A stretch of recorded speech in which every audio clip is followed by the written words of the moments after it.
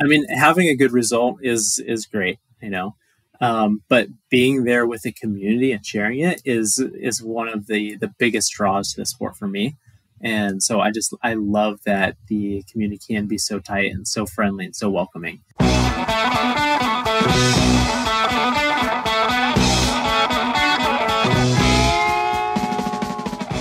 Welcome to the Low Tide Boys, a Swimrun podcast. I'm Chip. And I'm Chris. This is episode 154 of the show. This week we have the second of our three-part year in review episode series to look back on what has been, by all accounts, an epic year of swimrunning. Joining us this week to talk about their amazing year are the American Super Team. Super Team. I think they had a super year, that's for sure. Yeah. And we're talking of none other than Marcus, Barton, and Kawika Tarayao, A.K.A. Team Envol Spam Fika. Yes, in this conversation, we chat about how Beek and Marcus teamed up. Spoiler alert, Nicolas Remires was involved. How they trained while in different time zones on different ends of the continent. Their diabolical race schedule, which included 6 races in 8 weeks or some craziness like a this. Race every other a week race every other weekend several for months. What Chris just said. Obviously, they raced, and their A race was ÖTILLÖ, the Swimrun World Championship. They had an awesome performance, yielding a top 10 finish at the World Championship. And we also talked a little bit about what the future holds for them. So it's really cool to see their development this whole year as a team throughout the year, and we had a blast cheering them on at a lot of same races we did with them this year. Mm-hmm. We expect continued excellence from Marcus and Beek as they take on 2023 with the same enthusiasm and level of spam intake. Yeah, maybe that's the secret. The high sodium count? Maybe Do you think they're all jacked up? Their sodium levels are really good with the processed meats? Maybe. I don't think possible. I've ever had spam. You never had spam in your whole life? I don't think so. Oh man, it's a integral part of Puerto Rican random cooking as far as like other cuisines, I'm sure. Yeah, I mean, talking to Marcus and Beek, I mean, super inspiring. I mean, talk about putting it all out there, working super hard. In this interview, you hear like the agony that it was, the Swimrun World Championship, that they persevered and just showed a lot of grit. And I mean, it's inspiring. I think it's inspiring for any swim runner who's like, hey, you really want to you want to know what it's like to be at the top. Yep. Like this is what it takes. And their attitude was great. Their enthusiasm is great. And yeah, I mean, so easy to root for. Always great to cheer them on. And yeah, it was so awesome to see how they crushed the entire year. Oh yeah. As we said, we'll be expecting big things for 2023 from the Spam Fika boys. Yep. Team Envol, Blue Wave, Blue Army, Blue Army, Blue Wave. It's blue. Yeah, but something blue. I'm blue. I'm a I actually don't know the words. Me neither. That's it. Get to the program. Continue. Without further ado, let's jump into a conversation with Marcus and Beek of Team Envol Spam Fika. All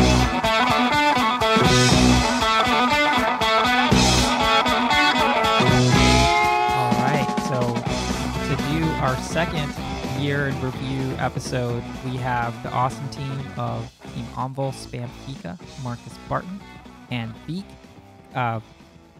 Tarayao. Did I screw that up? Tarayao. Tarayao. Yep. I'm still working on it, but I'll get it by next year. That's why we just call him Beek. We'll just call him Beek. Yeah, exactly. So welcome to the show, and guys. the You first both have name been on is too before difficult as well. several times. But this year has been a really amazing year for you guys, and I want to go all the way back to the beginning. I mean, you guys had other partners. You were racing multiple events, super experience. What was the genesis of both you guys coming together and the team name? I'll start off with that one. I think that the big thing is that for me anyway, you guys probably know that I've raced with a lot of different people. Mm-hmm. Everything from Dan Kimball, who got me started in swim run, to Caleb Beatty, and you name it. Like, we've got a bunch of different people that I've raced with. And then last year I raced with Lee Green, like the color. And he told me towards the end of the year that he wanted to approach 2022 a little bit more relaxed and wanted to race for fun and not to be extremely competitive with it. So he's got a bunch of other things going on that he wanted to do. So that put me on the hunt for someone to race with. And in the past, what I've always done is I've always just, kind of picked it as I went along as far as who would want to race and when. But I really enjoyed racing an entire season with Lee. And so therefore, when I started my hunt, I looked for someone that I could race the entire season with. I put out the feeler to the matchmaker himself. That's all it takes. Yeah, exactly. Yeah, and you guys know who I'm talking about. Oh yeah, one Nicolas Remires of Team Envol. That's right. Yeah. So I picked up Nicolas as a coach, and so naturally it's like, hey, do you have anybody in mind you think would be good? Yeah, and then at the same time on my end, I'd been racing for 4 or 5 years with just Blake Nettle.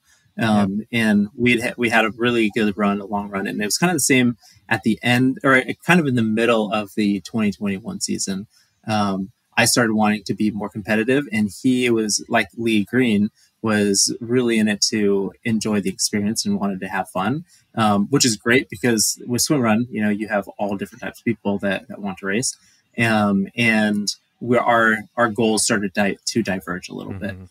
So at the same time, I started putting out feelers, and it just so happened that I started my search in the same 2-week period that Marcus started his search. You made it easy and we for both Nico.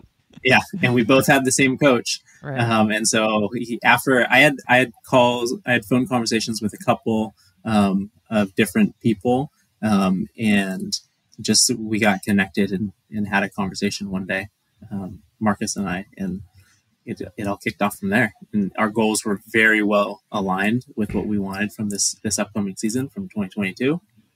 And it seemed like our racing styles and our training styles and our personalities matched very well. So let me ask you a question about that, because it's something we mentioned on the show a lot. Like, hey, if you're looking to find a partner, like having goals, similar goals makes for a better experience. So let's just drill down into that a little bit. Like, where were you, like, Blake is awesome. You guys did tons of world championships, tons of races. Like, at what point were you like, all right, our goals are diverging. How do I have this conversation with my partner that I've had for a long time? And how do I kind of reset myself to these new goals with a new partner? I'm curious how that thought process happened with you.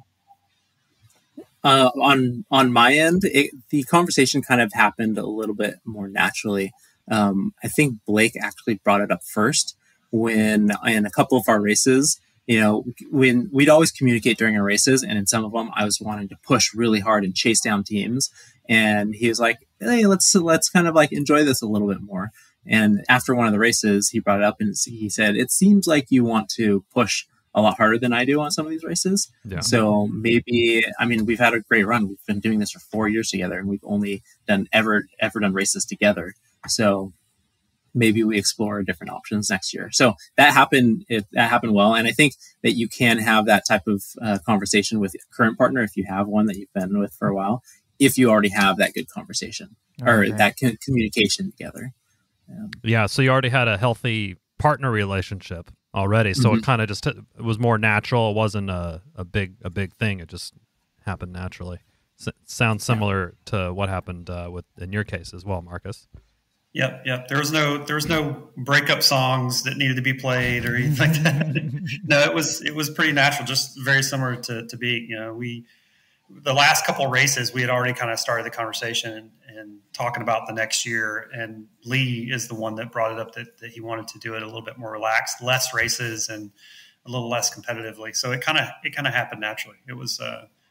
I'm glad that it happened that way, because we were both pretty open and honest with what our goals were, and I think as long as teammates you're open and honest with what your goals are and communication, which it takes in swimrun anyway. Sure. I think it's pretty easy to do. So you guys partner up. You have this conversation. How early on are you guys like, all right, let's race a ton.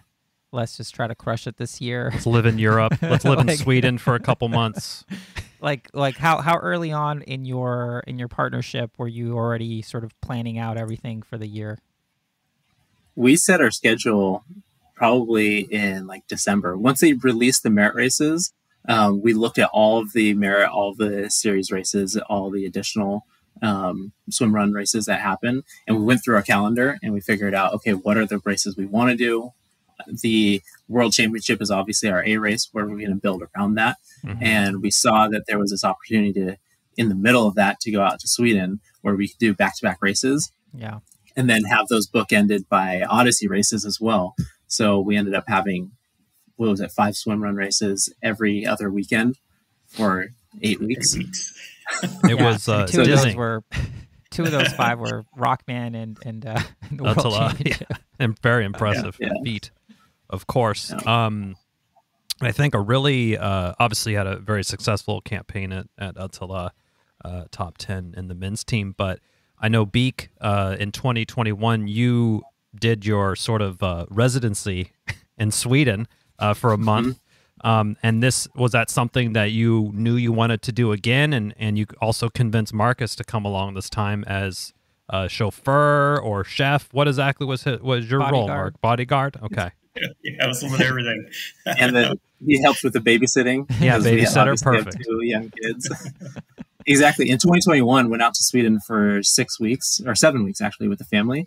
And we absolutely loved it. So we wanted to do that again. You know, in this post-pandemic era, you're able to work remotely. So took advantage of that, found a house, lived out there, and just really got welcomed in by the community there. Obviously, being part of Team Envol helps a lot, but the swim community in Sweden in general is just very welcoming. So we wanted to redo that. I knew I was going to go out there for 6 weeks with my family again, and I told Marcus, I know you're on the East Coast, so it's a lot easier for you to fly out there back and forth. You know, so if you want to do that, you can. But if you also want to stay with our family in whatever house we get, that would be awesome too, because we don't get to train together. We live on opposite coasts, East Coast and West Coast. So it would be a great opportunity for us to really get more in sync for our A race.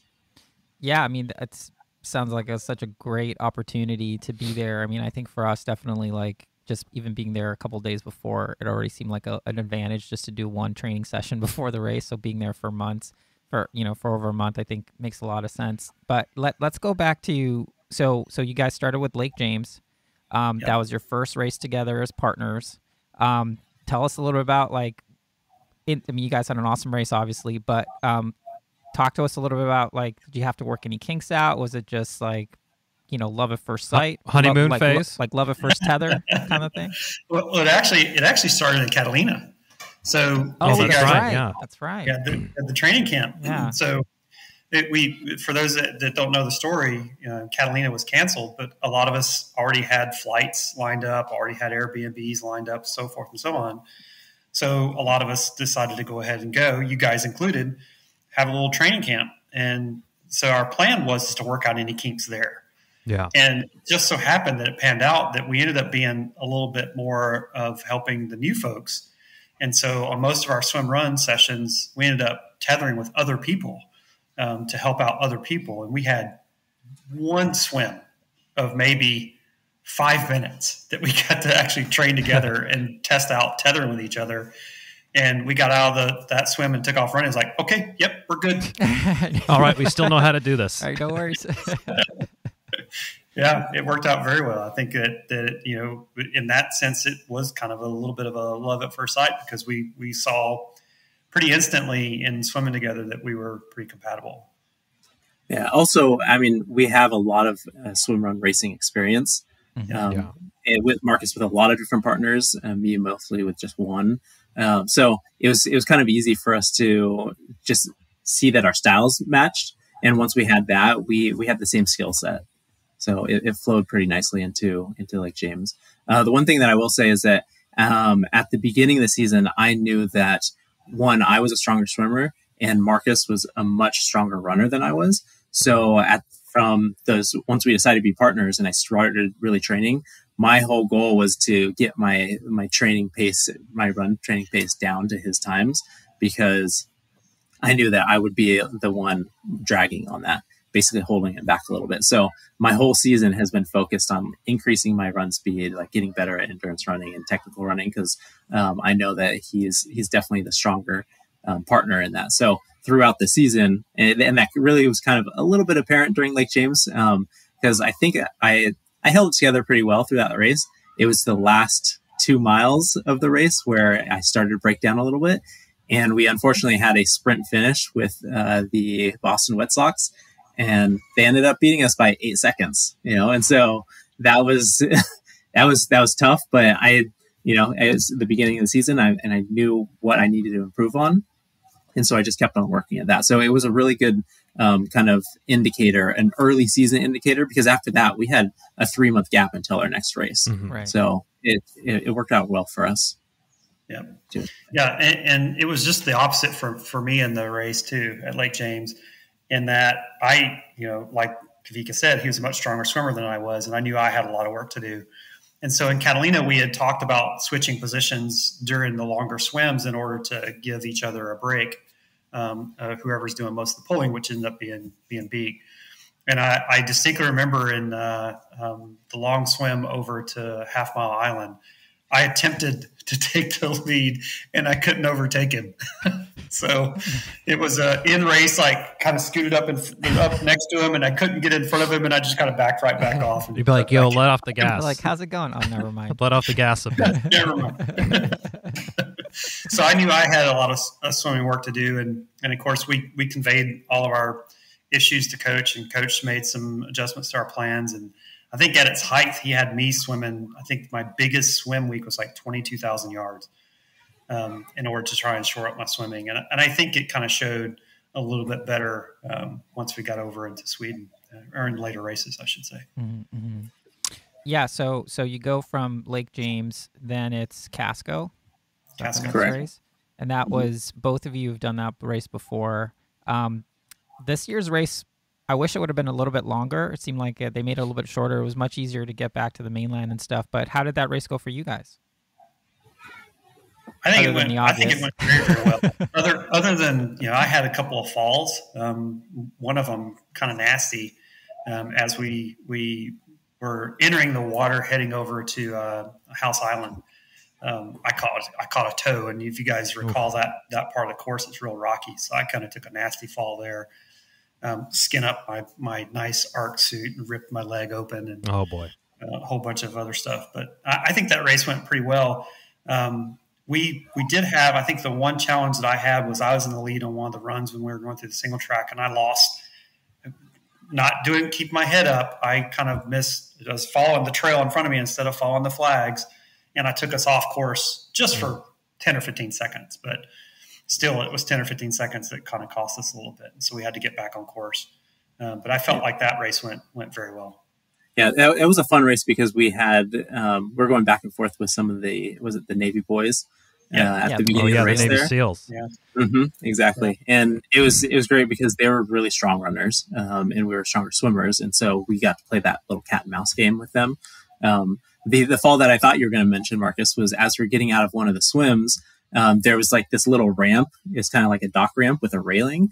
And I checked back out after we got out of the swim, and I saw that they weren't there. And Marcus was like, "Is anybody there?" I said, "No." And so basically you don't need to turn around and check. And so as we got on the ramp, he turned around to check while he was running forward, and he ran into the railing and had a yard sale. And I think that one really took him out.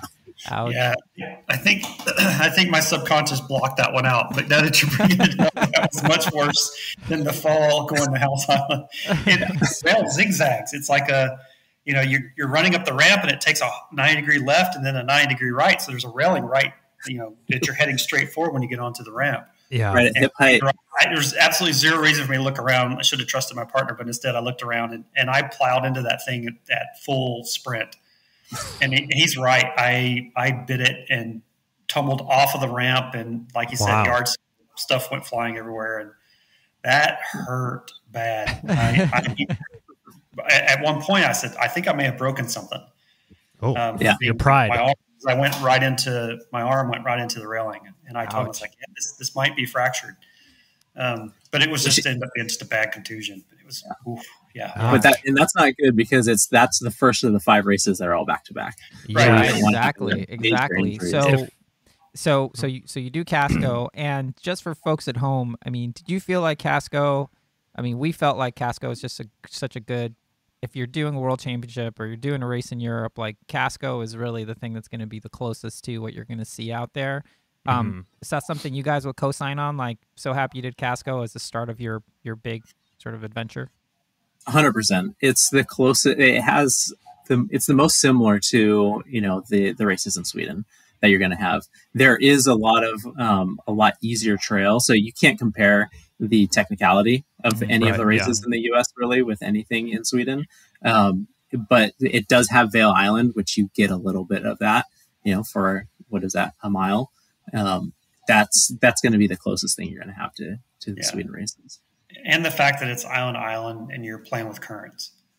So having to deal with currents, which I didn't feel like we had a whole lot of current this year. But in previous years, you go back and look at some of my Strava posts from the races, you'll see swims and little arcs, from having to fight the currents. But this year wasn't too bad.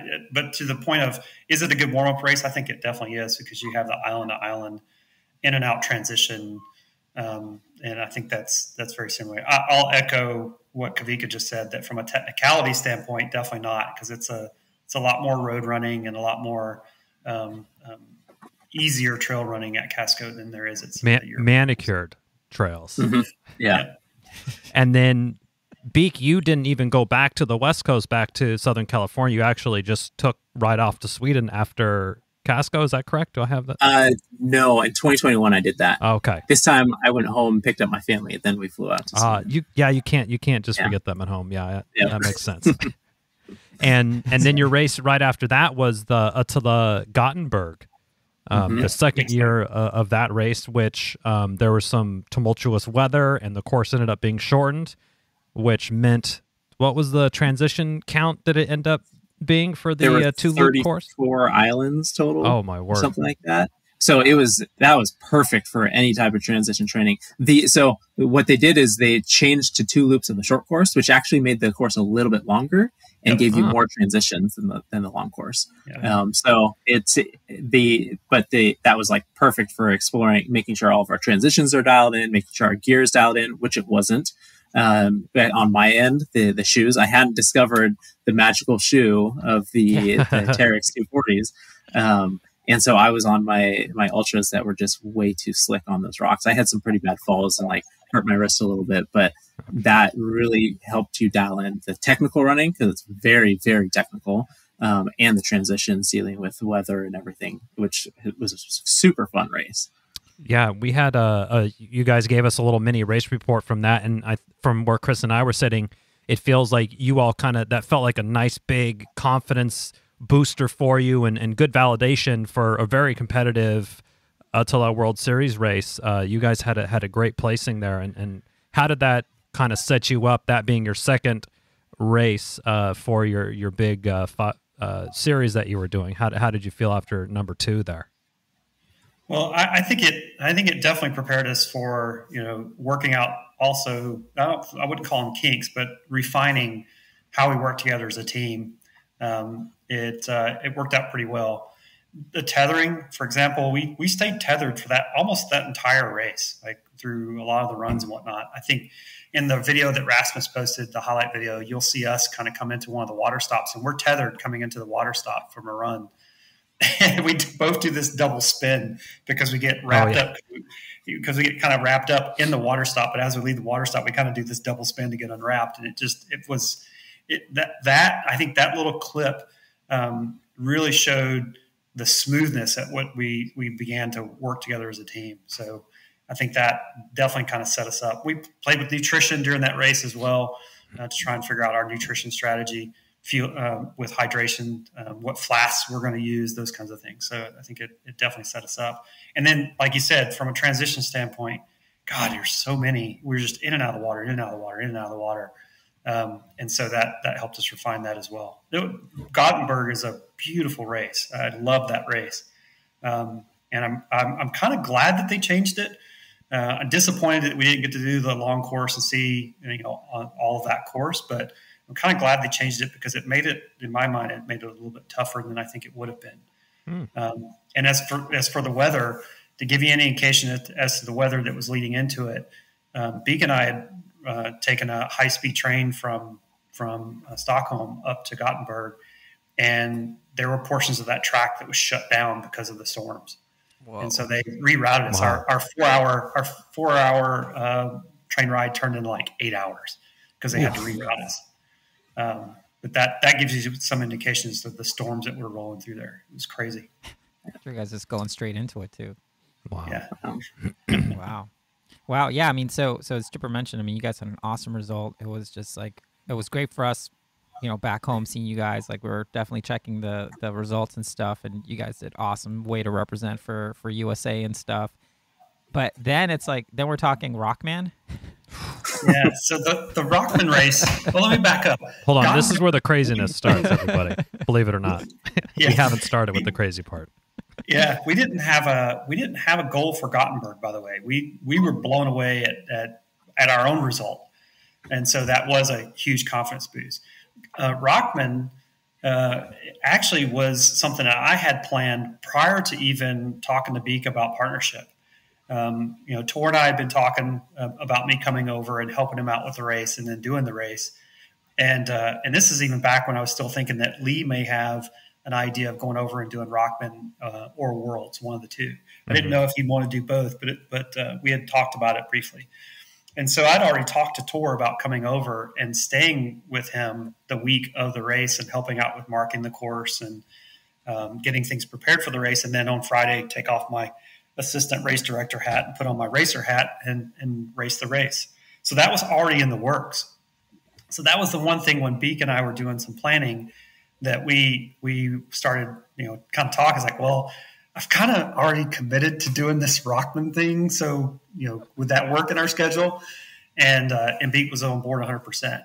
I mean, just like you guys, the Rockman race, it's one of the highest on my bucket list because you've seen the videos, you know exactly what they're doing. They get to go to Prestolen, and it just looks absolutely amazing. So when I had a chance, because I knew like Marcus was going, of course I'm 100% on board. Had to pass it off with the wife because she'd be with the kids while I flew out from Sweden to Norway, and she doesn't have the support from around home as we do usually. So thank you. And I was able to go out there, and it was an amazing experience. Yeah. Nice. What I was there all week, and then Beek came out on Friday right before the race. So I was a little concerned from a performance standpoint that I really tried my best not to overdo it with helping to mark the course. And I'd set the expectation with Tor, like, look, I got world champs coming up, and that's our A race. So there's whatever parts of the course that you want me to help mark, if it's going to be a lot of climbing, I want to do that early in the week. Not only throw off the race on Saturday, the Rockman race, but also because I wanted to make sure that I was feeling okay going into Worlds. I didn't want to overdo it with the climbing. Well, I mean, that's, you know, from our armchair analysis, I mean, we were like, damn, Rockman is one of the top 3 hardest swim runs. I mean, not counting one water race because that's like its own category, right? But you're talking Worlds, you're talking Rockman, you're talking Engadin, and some of these like really, really hard ones. Like, from my vantage point here in the States, it was like, damn, that seems aggressive for having a good world championship race 2 weeks later. Were you guys conscious of that? And we're thinking about, okay, let's just make sure we keep it in our pants. Like, don't do anything foolish. Like, what was the conversation around that going in? At the beginning of the year, we reached out to Nico, and asked him specifically about that, saying, hey, Worlds is our A race. We want to make sure we're ready for that. Rockman is a little under 2 weeks before it. Should we do it? You know, is it going to mess up our A race? And he said, no, you'll have enough time to recover. And I think that we had been in this cadence of every 2 weeks. So really it was just taking that fitness and just drawing it out, forward, for that full stretch. So it helped a lot. I think there may have been some lingering, like quad issues for Marcus, you know, we'll probably talk about that from the climbing. Cause remember the Rockman race is almost 10,000 feet of elevation throughout the race, I think. And when he was marking the course, he went through basically all of that, you know, a couple of days before that race, and then we did the race. I think the thing that I was more conscious about is the Rockman race is by far and large the most technical race swim race I've ever done with the trail running. And I was just worried about any type of like rolling the ankles, like getting really injured, because you cannot look up even for like a second during that race. And it's a 8 to 10 hour race. So that's the part that really I was really worried about, was getting hurt more than like being too tired for Worlds. Yeah, there's one 4-ish mile, 3.5, 4-ish mile road section. Outside that, you can't zone out. It's your brain's just like pick a line, pick a line, pick a line, pick a rock, pick a rock, pick a line, and just going that way for the entire race. Nonstop. And you rolled your ankle a couple times during that race. Yeah, Same ankle. Yeah. But yeah, I think to answer your question a little more directly, we did try our best to like not overdo it by being a little more cautious, a little more aware of where we're at in the race. And at one point, we did leapfrog with a team headed into Song of Sand, and you guys can look at the map to figure that out. But that's about halfway through the race. We were leapfrogging with another team, and it kind of got to us a little bit. You know, anytime you get past, and these guys passed us like bats out of hell on technical trail. We're like, holy crap. And it kind of messed with our heads a little bit. And then we got passed again and didn't realize it was the same team. We had passed them in a swim, and they passed us again. We're like, damn, what's going on? Like, are we keeping it in the pants too much? And then figured out later in the race that it was the same team, and we ended up overtaking them. But those guys are just phenomenal on the technical trails. So we did try to keep it in check. My race marking that week kind of went a little haywire. I ended up doing more than I anticipated. We went out and marked Flurley. We did the stairs on Tuesday and ran out of time. And when I say we ran out of time, I'm by myself, marking that part of the course where I have to do the 4,444 stairs. And then there's that's 1,800 feet up. And then there's another 1,500 foot climb up to the top of Dragon's Neck. And so I had to mark all that in one day and catch a ferry. So they dropped me off at 6 a.m. or so, and then I had to catch a ferry at 12:30. So I had about 6 hours to do all that.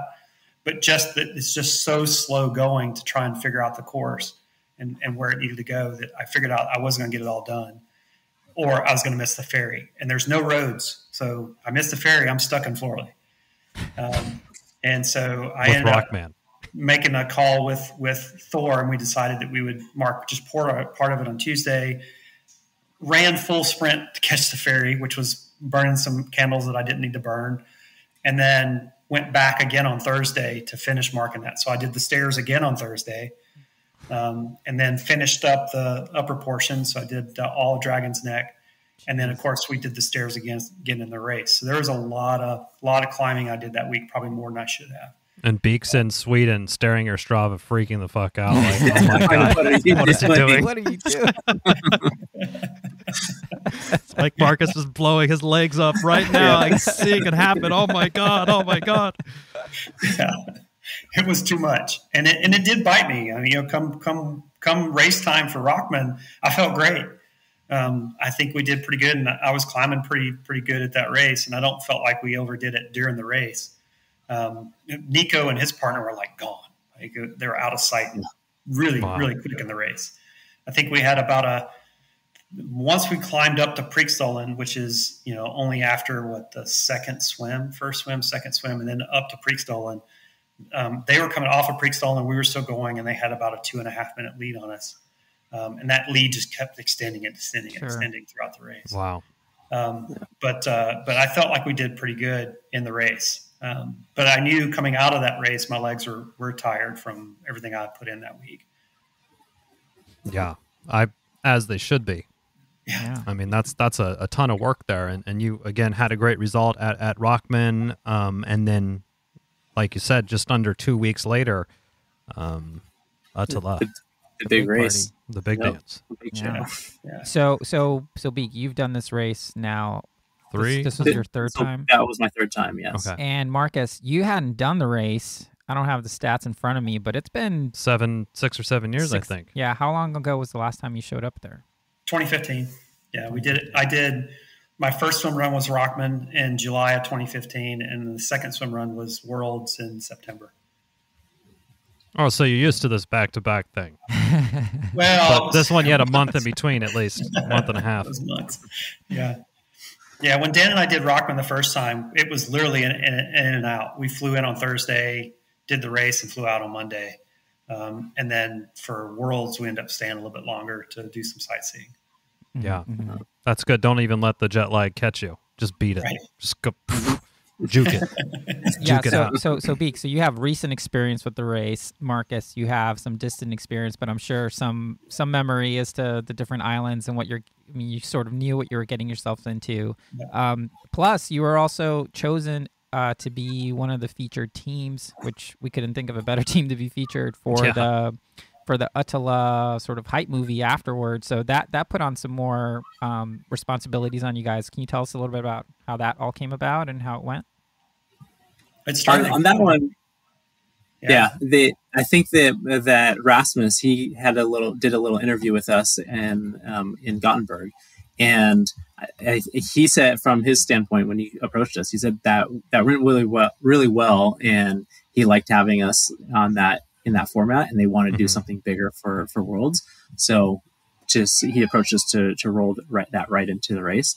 And of course we were all over that. Hell yeah. That'd be exciting, but we didn't let that affect our like strategy or how we thought about the race at all. Really, once we got into race weekend for Worlds, we were focused on the race. And a lot of the times, they said there was going to be a camera person on us, and there wasn't. And we were just, all right, well, we're just going to focus on make sure we get our stuff done, get everything dialed in. So we didn't think about that during our race because we obviously had our goals that we wanted to be able to focus on. So let's talk about these goals. So it's interesting that you're talking about the goals. Speaking of goals, and how they said that we were going to have a photographer on us pretty much the entire race. And the reason that didn't pan out, I think, is a couple days prior when we did a training session out at, what was it, Algo? Mm-hmm.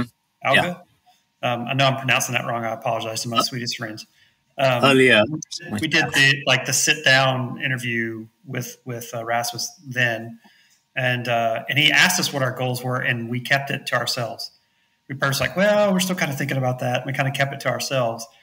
And then, we knew what we wanted to do. They but were we not didn't want thinking to, about we didn't it, want so everyone knows. Yeah. They were still not. They knew. If you vocalize it, if you breathe life into it, then it becomes a bigger thing. You could have manifested to some goals. Yeah. Mm-hmm. And then at the start line, right before the race started, Rasmus was interviewing us, and Beek gave them the goals. And I was like, what? Whoa. I thought we were going to say this. And I was like, I'm just going to put it on there. It's documented. This is official. We're going for this. Yeah. Well, after the race, we talked to Rasmus again, and he revealed that they had the plan where they were going to be at specific times. Like they had a whole plan of where the photographers are going to be and what boats they're going to be and what islands at what time they were going to be there.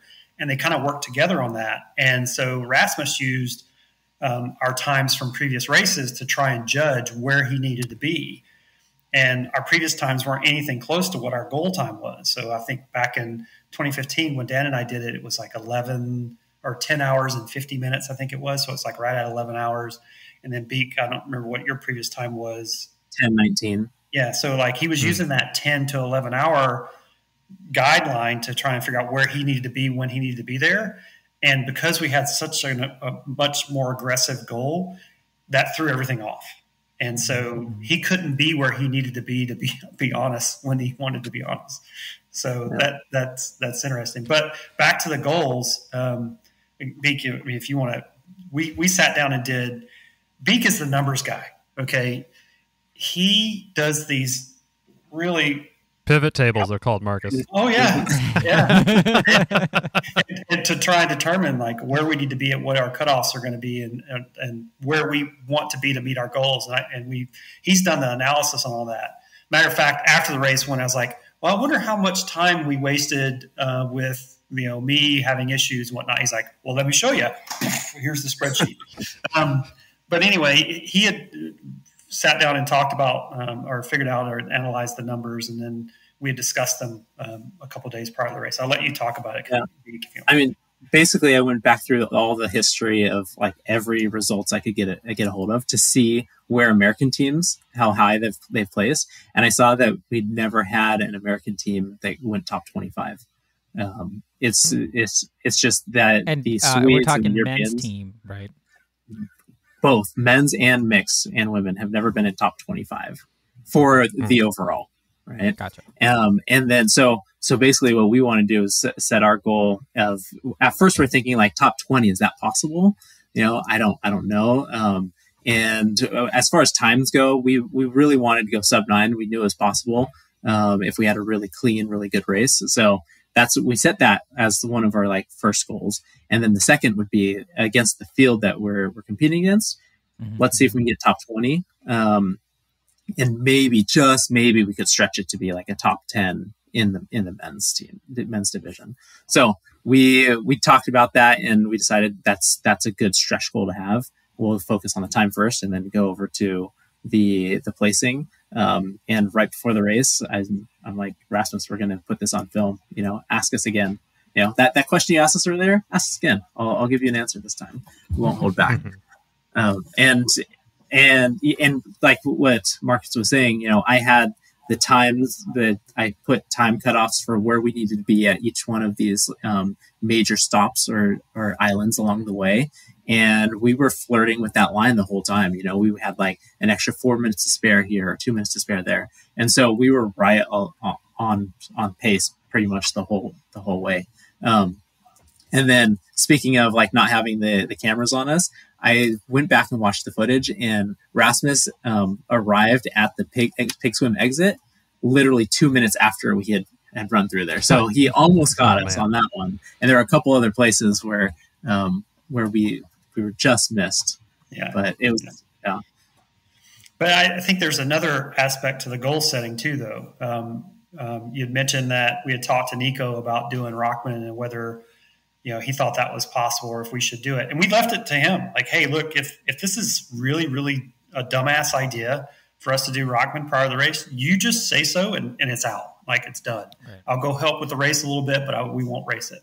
And he goes, no, you guys should definitely go for it. And likewise, when we started talking to him about Worlds, because we had the benefit of training with him for weeks ahead of time there in Sweden, as the race started approaching, correct me if I'm wrong, Beek, I think he's the one that planted that initial seed of a 9-hour time. I've had a 9-hour time goal for the past couple of years, and when I was looking for partners, one of the things was, do I think that this person could go sub 9 with me? Yeah. One, do I think I can go sub 9? I think it's possible, but I don't know. But really, I want a partner that will help me do that, and that we can do it together, basically. Yeah. I think what Nico really helped with was when we were on these training swim runs with them, he was giving us feedback and kind of reinforcing, like, yeah, that is definitely possible for you.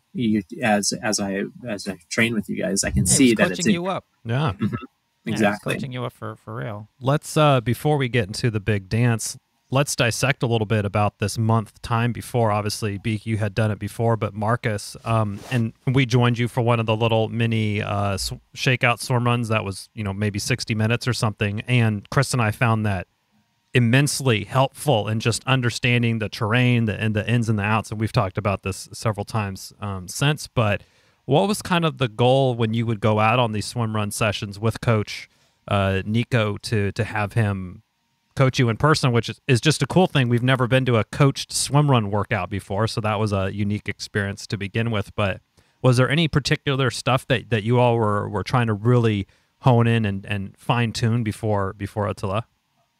I don't know if there were specifics, but in general, it's just getting the experience on that type of terrain. Yeah. And because if you're training in it, then you can race in it. And back home, I can't train in it. So I used, that's what I did the previous year, and this year, same thing. Being out there for a month, just training in that environment makes you so much more ready for the race. It's invaluable experience. Yeah, even your little 45-minute shakeout run, recovery run is on terrain that you're going to be racing on. It's just you're fully immersed. I also feel like, and I'm wondering if you guys would co-sign on this, that like being out there and working with Coach and Beek, you raced with them last year.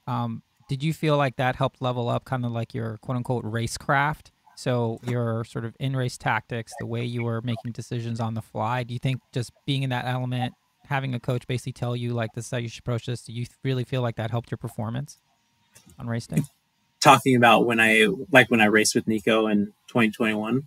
Yeah, just sort of like since then, like being tethered with him, just learning from just racing with him and then being coached by him the next year. Yeah, being coached by him obviously is one of the best decisions ever, because you have the pointy end of the stick. He's like the tip top of the sport and knows exactly what you need to do, how you need to do it, when you need to do it. So that's also extremely helpful. Racing, I think the thing that I got from racing with him in Solvala was understanding where my limits were, or understanding that I had never tried to push my limits before. And with that race with him, it was I approached it as I'm just going to go all out until I die, basically. And realizing that I could go much further. Yeah, I could go much further than I ever thought I could. And that's what really, really got me thinking, okay, let's find a partner who's really willing to push until they collapse. And that's Marcus, at Worlds, because we basically did just exactly that. Yeah, so you all were blitzing through the course, hitting all your marks. You probably were feeling really riding on cloud nine as you're ripping through the course, hitting your marks ahead of schedule even. And then as we've sort of alluded to in this interview, and if you've watched the 43-minute documentary, Marcus, his hamstring or his quads started giving issues. So at what point did this kind of happen, and how did you all sort of persevere through this? Well, I didn't tell Beek, and to my detriment, I didn't tell Beek until after the race that when I woke up race morning, I woke up with a calf cramp. So I knew right there, I was like, ooh, don't need to start the day like this. No. But it was just a little slight calf cramp that was just as soon as I got out of bed, and then it was gone almost as soon as I thought about it. But I was like, all right, I need to start hydrating right now, and which I did. So we started hydrating right away to make sure that I get a hold of that if that was the issue. But we were definitely ahead of schedule. 6 hours into the race, we had built up a pretty good buffer on our goal time, and it was it on Orno? I think it was on Orno. 6 hours in, you were already on Orno, because we got there at 7 hours, so you guys were better have been on it. When it was that I told you that I was starting to have some cramping. Oh, it was a couple islands before. It's right before the swim where it's like that 90-degree swim that you cross by that little island. I forget the name of that island. Yep. But that's where you mentioned it. You're like, oh, I'm starting to get a little bit crampy here. Yeah. And even then I started trying to get ahead on hydration. But it was on Orno where it really started getting bad. And the quads were kind of doing this oscillation thing where it wasn't just a cramp. It was like they were moving like I had like aliens in my legs. And it would come and go. It wasn't a steady thing. It would kind of come and go in waves. And as we were running on Orno, it turned into about halfway through the island. It turned into run a little bit, walk a little bit, run a little bit, walk a little bit. And I started getting very frustrated because in my mind, I'm trying to go through like, what did I do wrong?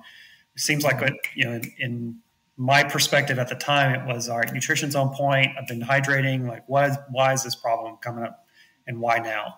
It hadn't come up all season, so it's definitely something different, something new.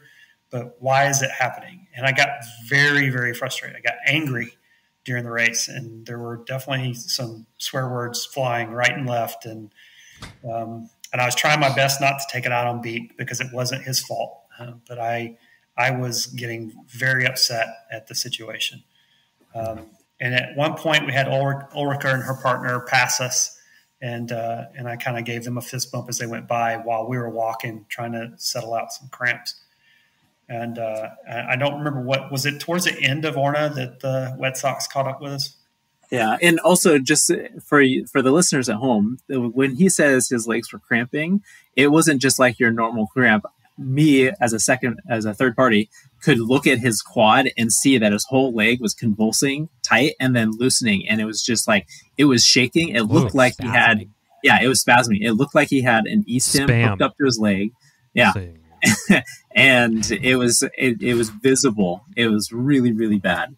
And so I could tell that he was in pain, because there was also this like primal screaming at times where he's just like, my leg, just to like try to shout out the pain or something. But as Marcus was saying, we were constantly looking over our shoulder. Are there any red bibs coming? Are there any men's teams catching us? And then also, more importantly, because we have this kind of rivalry with the Boston Red Sox, we're like, are there any green bibs coming? Because we don't want the Boston Red Sox to catch us at this point in time. Like we talked about the 8 seconds at Lake James. We didn't mention they beat us by 2 minutes in Casco. Yeah. And so home race, that's their backyard race. Plus, I mean, we mentioned this before. It's a rite of passage for all American swim runners to be beat by the Boston Red Sox at some point. Exactly. Or every time. Or every time. Every time. We secretly had this goal that we really wanted to beat them at Worlds. And so at the end of Orno, at the end of all of the roads, you turn off into the forest one more time before you go down to the water. And we were at the entrance to the forest when Marcus stopped, and like every time he stopped, he'd be like, are there any bibs? I'm like, no green bibs, no green bibs. Right then, like 5 feet from the entrance, I said, Boston Red Sox are right there. They're coming up on us. And I don't know if that was just like lit a fire, or if once we got off the road and into more of the varied terrain, that helped with Marcus's legs. But once we got in the forest, a couple, like call it 200 meters in the forest, he was actually started to run pretty well again, which was a miracle as far as I'm concerned. I don't know how you felt about it, Marcus. Yeah, it was definitely a little bit of both. The road running was the worst. It was absolutely the worst. I don't know if it was the pounding of the pavement or if it was the repetitive movement or what, but that was the worst on the cramps. Once we got off road and onto some varying terrain, it allowed me to kind of maybe it was I was using different muscles. It wasn't the same muscles over and over again, the repetitive movement, but it did allow me to run a little more steadily. Not near as fast as I'd like to run on trail, but it allowed me to run as opposed to walk. And there was also a little bit of mental motivation of, damn it, oh sure, go. Because when you said you said one word. I said, is there anybody back there? And you looked and you're like, wet socks. I was like, mother, let's go. And so that's when we started running. Yeah, it was a little bit of both. Yeah, it's a rite of passage to get beat by those guys. I remember last year with Lee, at one point we entered the water right behind him, and Lee's like, grab her feet. I'm like, oh, okay, I will. And then we got out and they had taken off.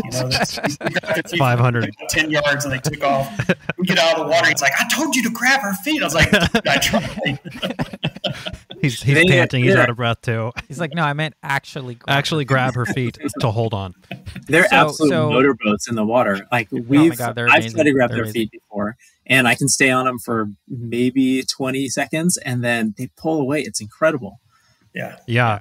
I love racing. You can wakeboard behind them. It's amazing watching them. Yeah. You don't want to get in their wake. So you get through Orna, you got the last little bits, which were super technical, and some of those final islands before you get to Uta, you're just like, why is this is so weird? Like, what's going on here? You get to Uta, you're on top of your time, so you know what's happening. At what point are you guys like, oh my God, we're actually going to do this? Well, so on Orno, we had that buffer built up, right? I think we built our buffer up to probably 30 minutes at that point. But once we started walking, we're like, I know that it takes a full hour from the end of Orno to the finish line. If we have to walk this the rest of the way, there's no way. We're like, okay, so we counted the number of teams that passed us. So we were like, oh, there were 6 men's teams that passed us while we're walking. We're adding all this time, so the placement goal is out the window. The time goal is probably out the window because we had 30 minutes, but now we're walking, so I don't know if we'll make that. And so really it was this like kind of not so much like a low, well, yeah, it was a low point in the race because we're like, now we're not going to get any of our goals, right? Like we had a great race up to this point, and now it's like, okay, but and I think one of the things is like as part of that partnership, the whole time with Marcus, I know that I saw that he was frustrated, and I was like, listen, Marcus, we've done so well today. I'm super proud of everything that we've done. I know that you're grading this out. We're going to finish this race, and it's going to be a great day, no matter what happens, right? Yeah. And so there's no way that still like a huge I could PR. blame him. Yeah, it's still a big PR, and we're there. Yeah, that was huge. With him saying that, it was huge. Yeah. And then once we started running again, it's like, oh, maybe this is possible. Maybe we could actually make it under this time. And so in the end, that walking only cost us about 12 minutes. So we beat our goal by 20 minutes. And we passed 5 of those men's teams back up on those last 5 islands.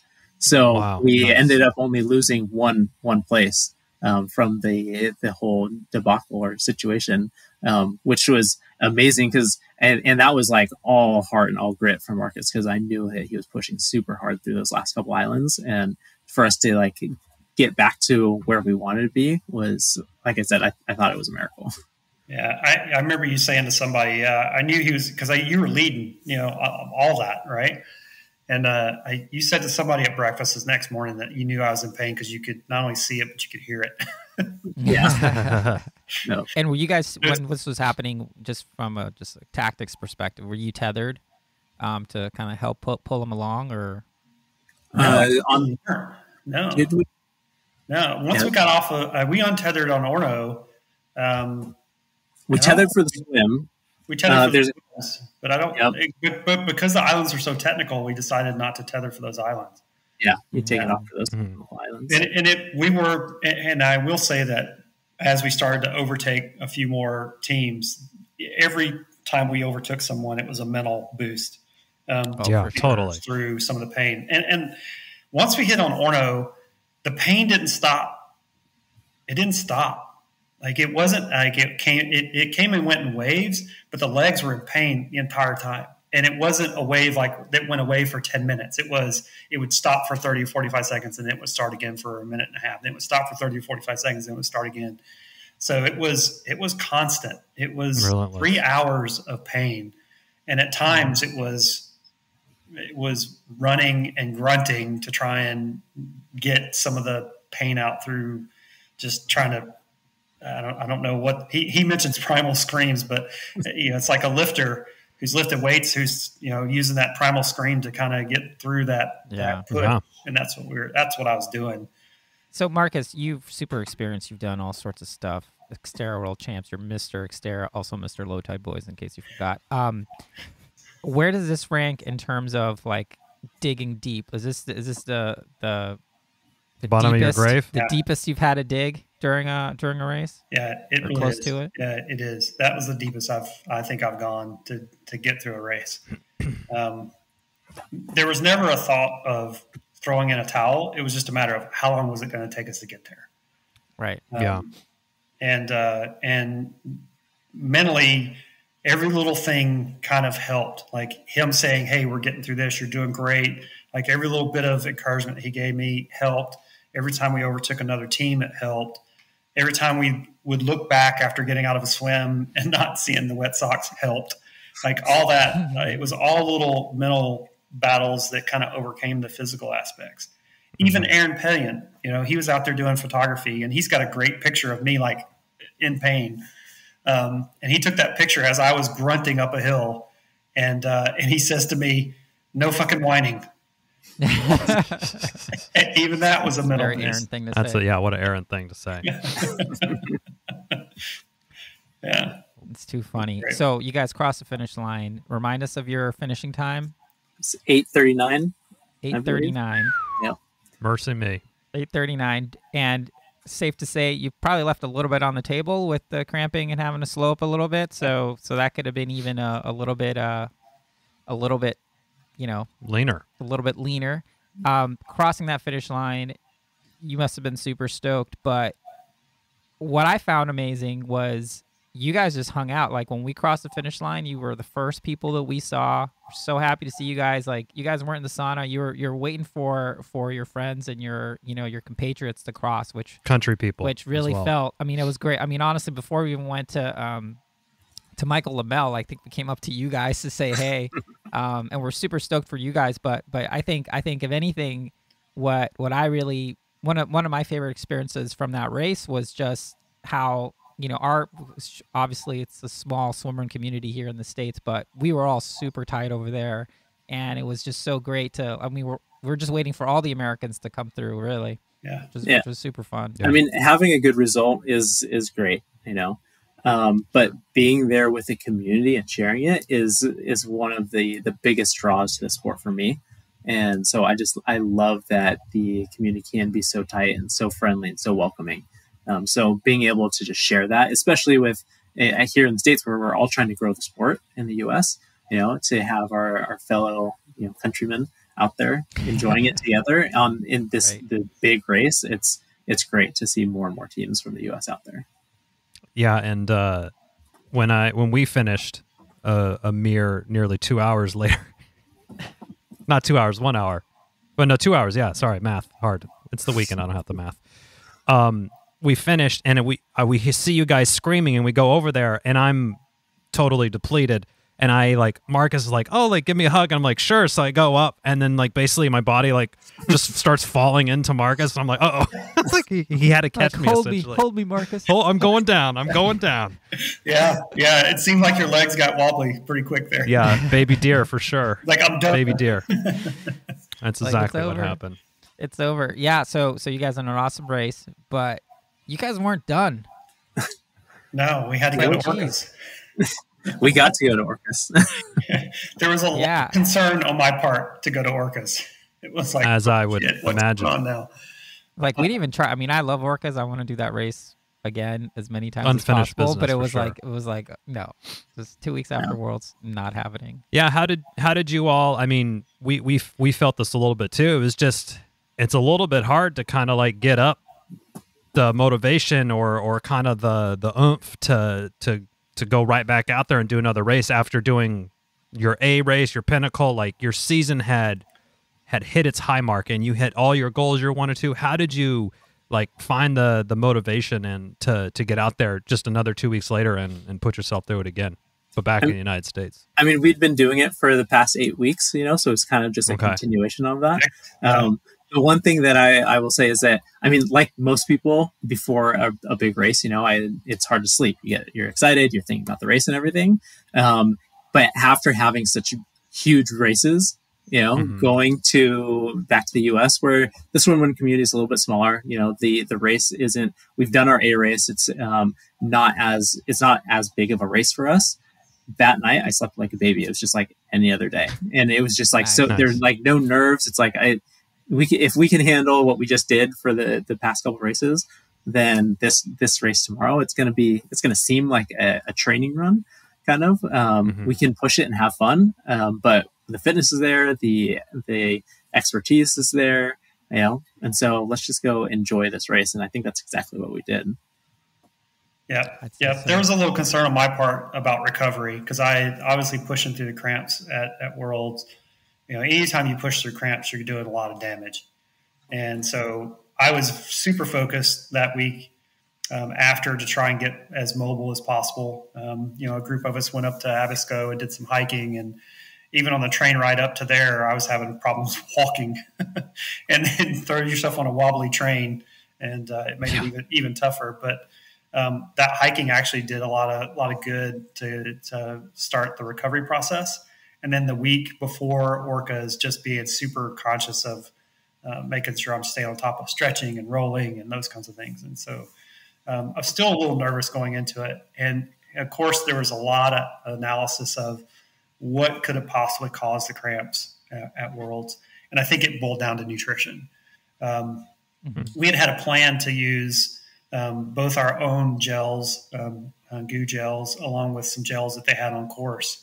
And every time we picked up a gel on course, it's like the consistency I just couldn't do it. Even though I used some of those gels in training, during the heat of the race, it's like I just can't get them down. So I would take a gel in my mouth and then probably spit it out and then toss the gel in a waste bin or tuck it away. And then I wouldn't follow that up with one of my own gels. Instead, I just kept going. Well, right there, I've lost calories and the electrolytes that I should have been taking in addition to preferring some straight water and whatnot that they had to what they had on course. I think my nutrition plan fell apart, and I didn't do what was necessary for me to correct it at the time. And I think that was probably the basis of my problem. Going into Orcas, I was like, all right, this is what I'm doing. I'm going to stick to it, and I'm going to make sure I stay on top of it. And I did. So I think that really kind of helped us. There was still a little bit of leftover soreness and cramping towards the end of that race too. Sure.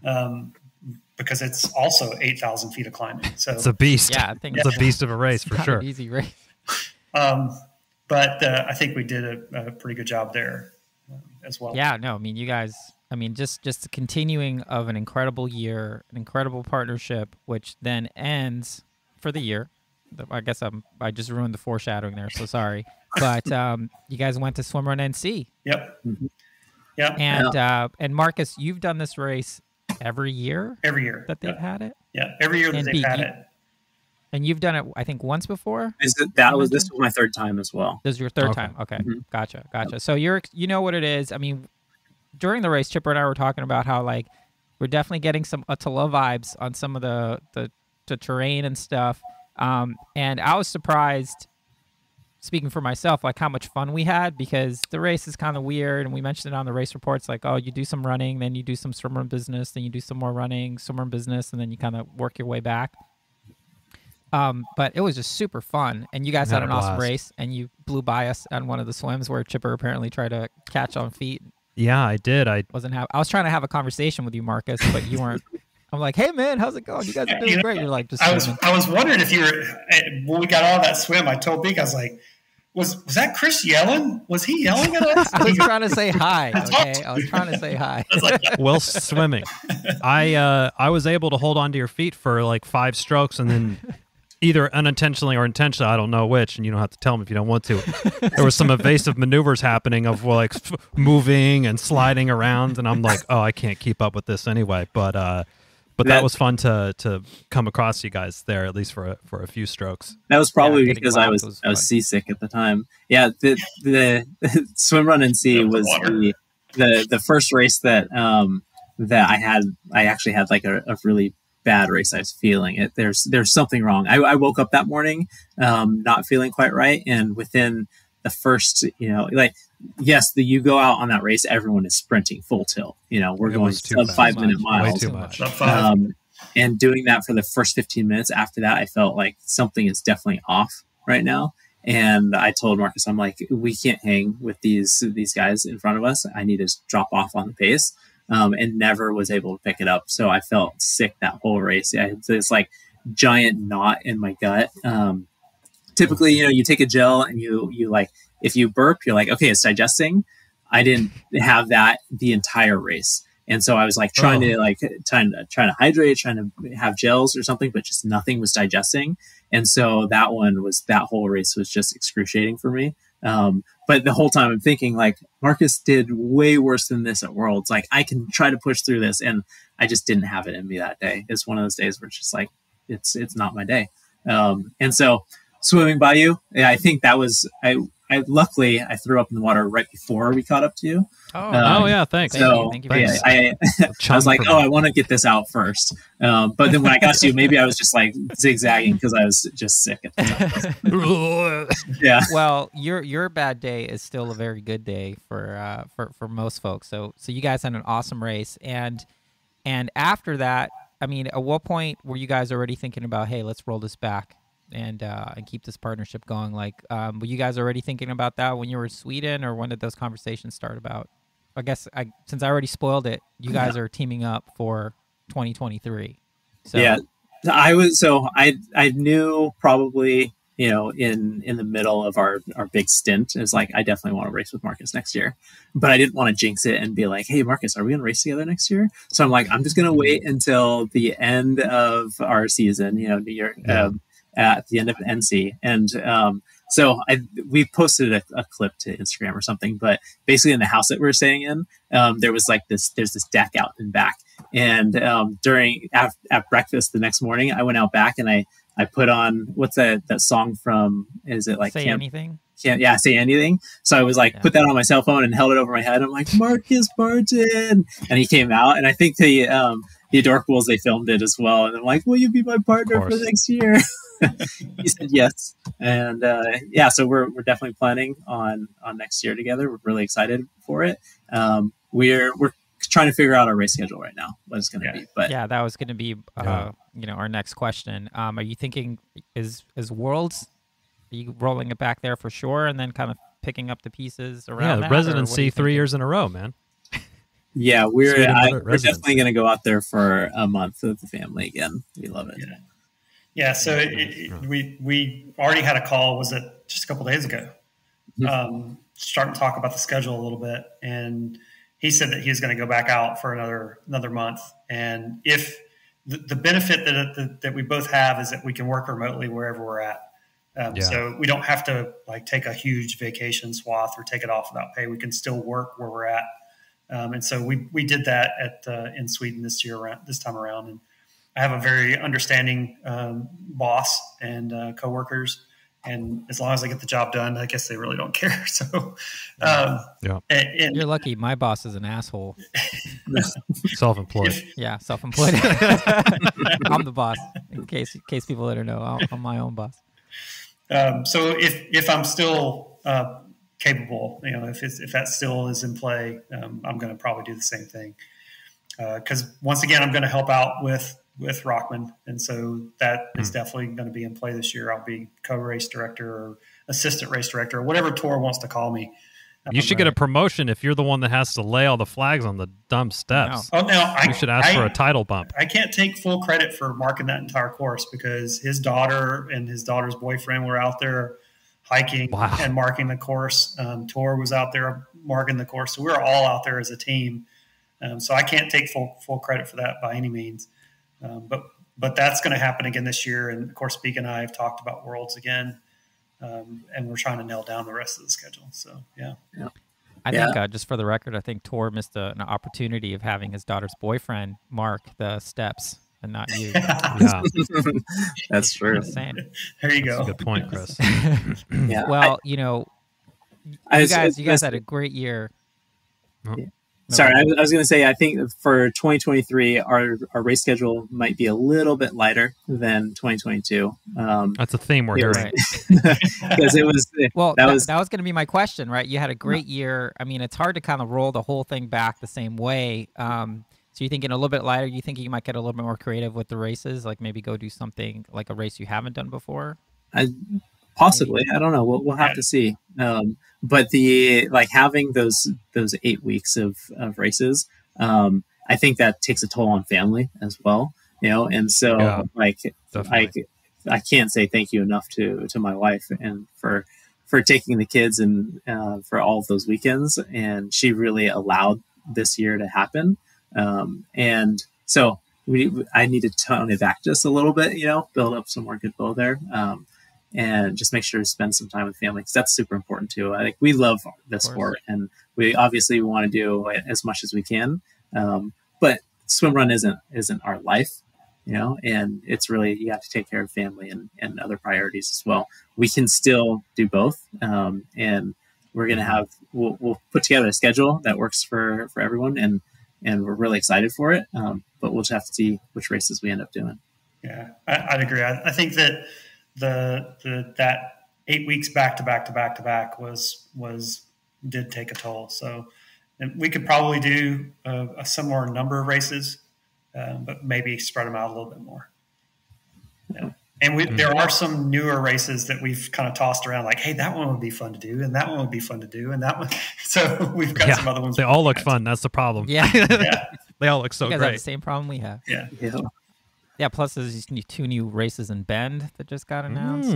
Stuff up the coast, Beek. Yeah, we're getting some on the West Coast. We're talking a little bit about that this week as well. So. Yeah, I mean, new places to swim run. Well, guys, we've had you on for a long time. Want to congratulate you on an amazing year. You guys totally represented Team USA all the way for you guys. Like, totally showed what's capable with U.S. swim running. overseas, and it was just awesome to see and awesome to root for you guys, and gonna keep rooting for you. All right, we're excited to get back out there and race with you again. I love seeing you at Worlds, and maybe we'll do a repeat next year. Yeah, maybe see. so. We'll see.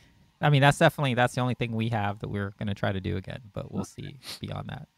Yeah. Once you get a taste of it, you just know you have to go back, right? It's hard not yeah, to. or at least, yeah. I mean, we've talked about it. Like, we don't want to do some 10-year streak. We'll leave that to Andy Hewitt and that ilk. But yeah, definitely want to do it again.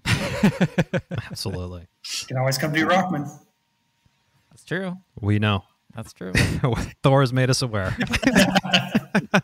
We want to do it. It's not that we don't want to do it. We just don't think we could do it. Yeah, coming from the West Coast and our work and family obligations, I think that'll be tough to do. Oh. All right. But So that means I'll see you on the start line then. Okay, good. All right, guys. Well, thank you so much. Have a great holiday, and we'll see you out there. Peace. cheers.